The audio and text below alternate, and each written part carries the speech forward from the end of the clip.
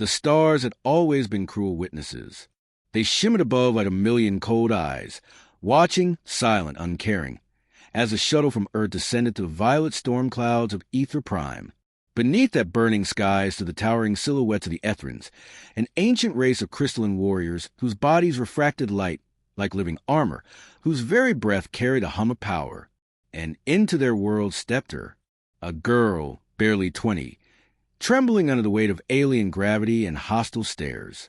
Her name was Lyra Hale, the last representative of a dying Earth, sent as part of a failed peace exchange. Her skin bruised easily. Her bones, fragile by Etherin standards, seemed almost translucent under the golden light. To them, she was nothing but a curiosity, a weakling from a broken world. When she first walked into the assembly hall of Ethra, laughter echoed through the crystal walls. "This is what the humans send us," sneered Commander Vorthen, his voice grinding like molten glass. "A child of dust and bones?" another whispered, amused. Lyra heard every word.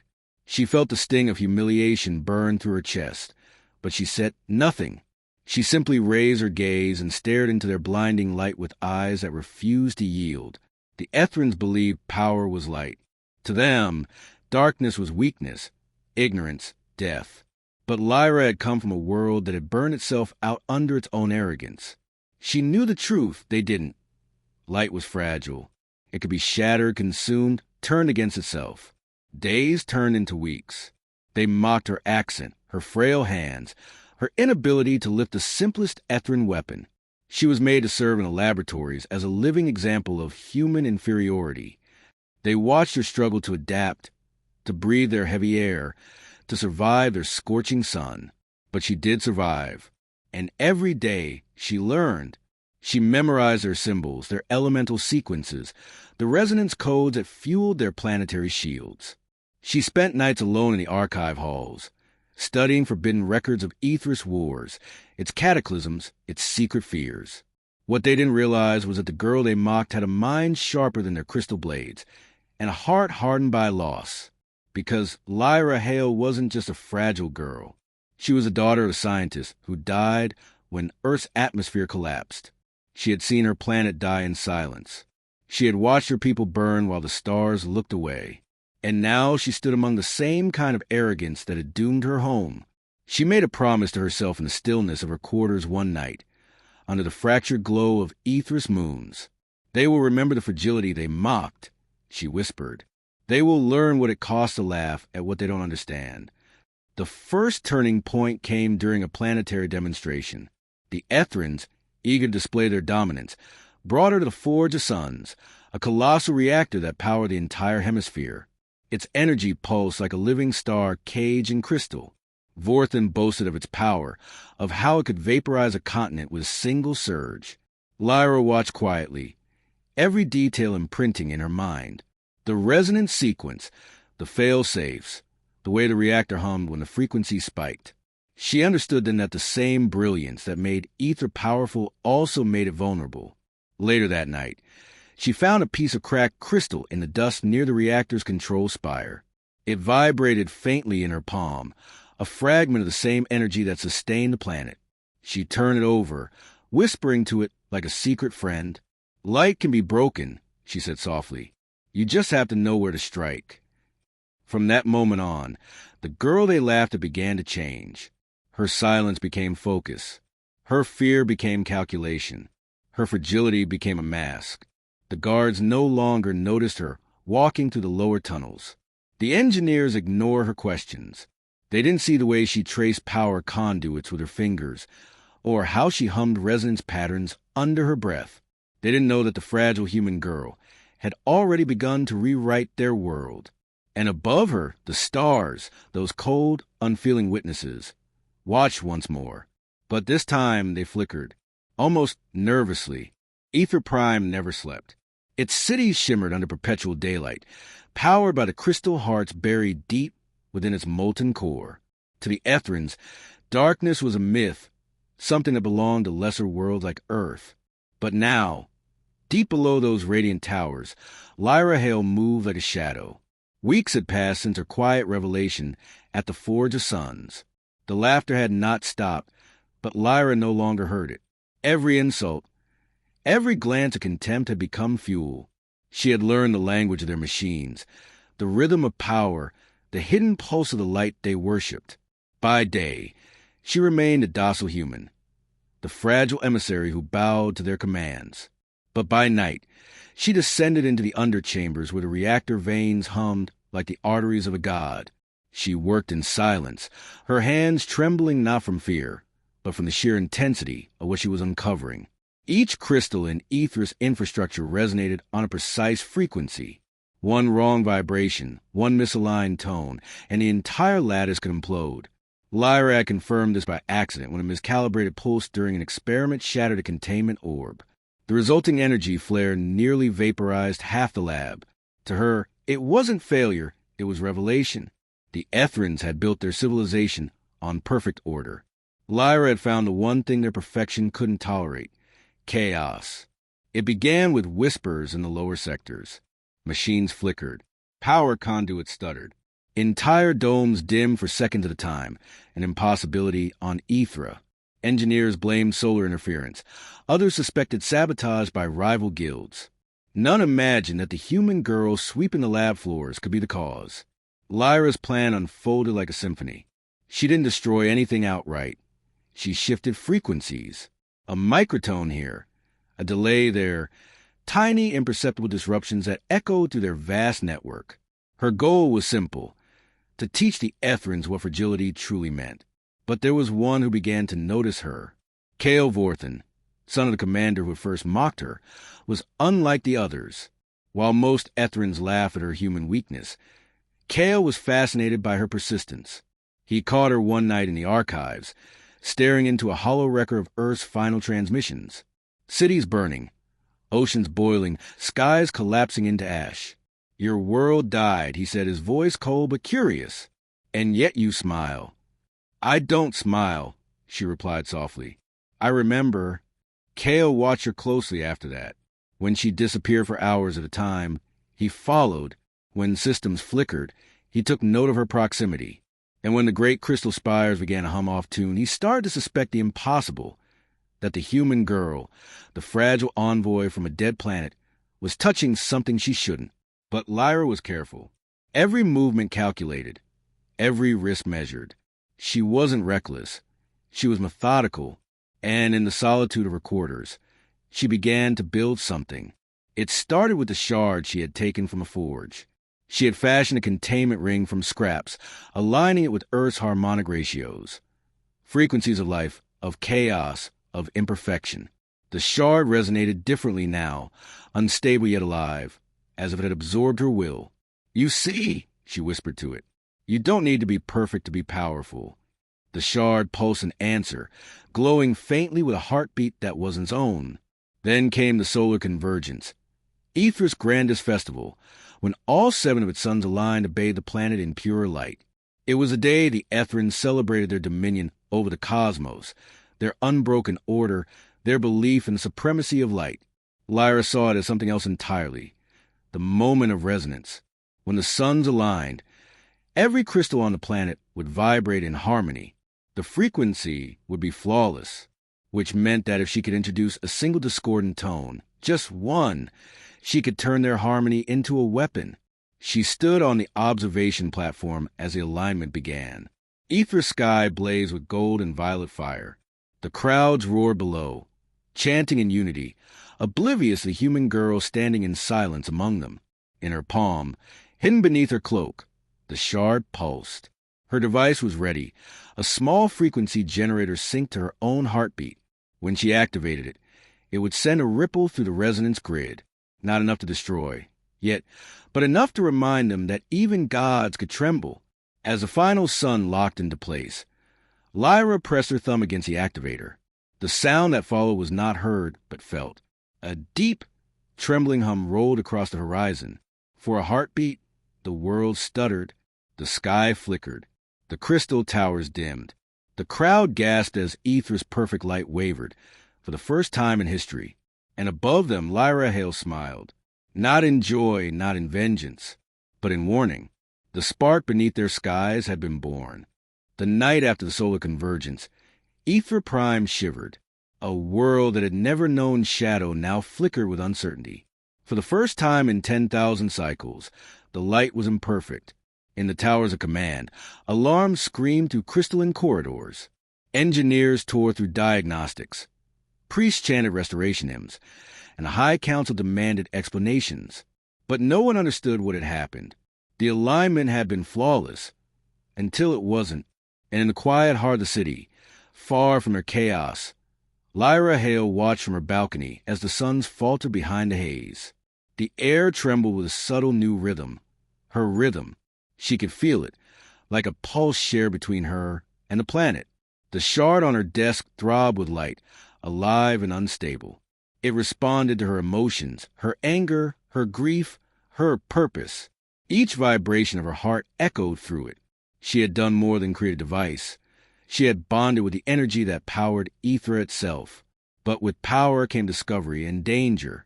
Cale Vorthen came to her that night. No guards, no armor, only the tension of realization in his crystalline eyes. "You did this," he said quietly. Not an accusation, but a certainty. Lyra didn't deny it. "I showed them what fragility feels like. You disrupted a planetary grid." Cale hissed. "You could have killed millions. And yet," she countered, stepping forward, "you all still breathe. Your world still shines. Consider that mercy." Cale stared at her, seeing for the first time not a fragile girl, but something dangerous. Something alive with the same fury that had forged stars. "You want revenge." Lyra's gaze burned like a solar flare. "I want understanding. But if they won't learn, I'll teach them through fire." The council declared a planetary lockdown. Investigations spread like wildfire. Every citizen was scanned, every power core examined. But the disruption had no traceable origin. It had woven itself into the lattice of Aether's very being.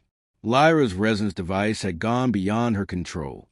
The shard now spoke, not in words, but in pulses, frequencies, whispers of energy that only she could feel.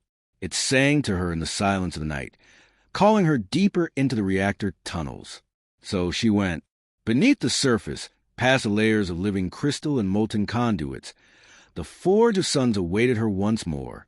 The same colossal reactor that once awed her now felt alive. Its rhythmic heartbeat matched her own. When she entered, the energy flared in recognition. The shard in her hand glowed white-hot. Every sensor in the chamber blinked with interference. And in that moment, Lyra understood. She wasn't merely controlling the energy. She was becoming its voice. "You were born of order," she whispered to the light. "But I was born from ruin. Let me show you what that means." Her words resonated, echoing through the forge. The energy responded, not violently, but curiously, as if the planet itself were listening. Back above, Cale defied his father's orders and tracked her signal to the depths. He found her standing before the reactor, her hair whipping in the ionized wind, her eyes reflecting pure radiance. "Lyra, stop!" he shouted over the roar. "If you push it any further, the entire core could—" "Could what?" she interrupted. "Feel? Break? Learn." He reached for her, but the air burned between them. The shard pulsed violently, sending shock waves across the chamber. The crystal walls lit up like veins of fire. Cale stumbled back as the control panel shattered. The light obeyed her now. She raised her hand, and the energy coiled around her fingers like living flame. For the first time in Aether's history, the light bent, not to a crystal-born god, but to a fragile human girl. "You said humans were weak," she whispered. "But weakness taught us how to survive." A sphere of blinding heat formed above her palm, humming with unstable resonance. Cale shielded his eyes, unable to look directly at her. Lyra turned toward the core. Her voice, when she spoke, was both human and something else, something elemental. "If you won't share your light," she said, "then I'll teach you the beauty of the burn." She released the sphere. The explosion didn't destroy, it transformed. Energy cascaded upward, rewriting frequencies across the entire planetary network. For hours, ether burned in a storm of gold and crimson light. Cities flickered, mountains vibrated, oceans boiled with electric fire. When it ended, silence fell. Lyra collapsed to her knees, her body trembling but alive. Kale rushed forward, catching her before she fell completely. "What have you done?" he whispered. She looked up at him, eyes glowing faintly with the last traces of resonance. "I gave your gods a heartbeat." For the first time, Aethra Prime saw darkness, and in that darkness, something new began to breathe. The girl who spoke to fire had awakened the planet. Aethra Prime was burning, not with destruction, but with awakening. From the upper skies to the molten core, every crystal tower, every vein of light, every atom of radiant energy trembled to a new rhythm. Lyra Hale's heartbeat. The once perfect world that had mocked her fragility now pulsed with her defiance. Its light, once blinding and pure, had turned wild and living, streaked with human imperfection, chaotic, unpredictable, beautiful. But beauty was not what the Ethrins saw. They saw terror. Their world flickered between brilliance and darkness, like a sun struggling to stay alive. Cities lost power, reactors collapsed into cascades of molten fire, and the council screamed for vengeance. They called her the human plague. They declared her an enemy of light. And yet, they could not find her. Lyra and Kale had vanished beneath the surface, into the veins of the planet itself. Deep in the catacombs, Lyra stirred. Her veins shimmered faintly with golden light, her skin marked by lines of glowing resonance. The shard was gone, absorbed into her. She had become the living conduit of Aethra's power, a human body fused with the god's core. Kale knelt beside her, torn between awe and fear. "You've changed," he whispered. "So has your world," she murmured back. "I didn't destroy it, Kale. I unlocked it." He shook his head. "They won't see it that way. To them, you are the end of everything they are." "Then they'll burn with their illusions," she said, rising to her feet. Her eyes blazed like miniature suns. They laughed at fragility because they thought strength was perfection. "I'll show them that perfection breaks easier than bone." Above them, the Council unleashed its last defense. The solar spear, a planetary weapon capable of harnessing the energy of all 7 suns and channeling it into one annihilating beam. Its purpose was simple: to vaporize whatever infected Aethra's core. And that infection had a name: Lyra Hale. The order was given. The suns aligned once more, their combined fury gathering into a single blinding spear of celestial fire aimed at the planet's heart. Kale saw it first through the surveillance hollow. His voice trembled. "They're going to pierce the core. Lyra, if that fires, the entire planet will end," she finished softly. "Yes, I know." She looked upward, feeling the tremor of the weapon's charge vibrating through her very bones. Every light particle of Aethra screamed in resonance with her. The planet felt her fear, and it responded. The core began to hum, not in harmony, but rebellion. The planet itself was alive now, and it refused to die. Lyra spread her arms wide, her voice echoing across the endless crystal caverns. "You call me fragile. You mock my weakness. You forgot that weakness is how we grow." The energy of the core surged upward, wrapping around her like a storm of molten light. Kale shielded his face as the ground split open. "You said humans break," she cried, her voice rising above the roar. "You never learn what happens after we break." The solar spear fired. 7 suns screamed into alignment, their combined energy striking Aethra's crust like divine judgment. The sky split open, and for a moment, it seemed the world itself would shatter. But Lyra didn't run. She answered. She reached deep into the heart of the planet. The bond she had forged, the pulse she had created, and commanded it to rise. The core flared, erupting in a tidal wave of fire that met the descending beam head-on.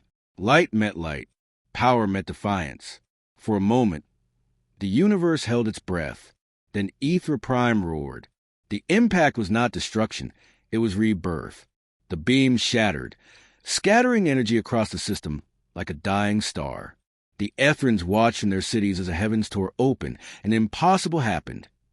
Their planet glowed with new, living light, no longer sterile and flawless, but wild, free, and forever changed.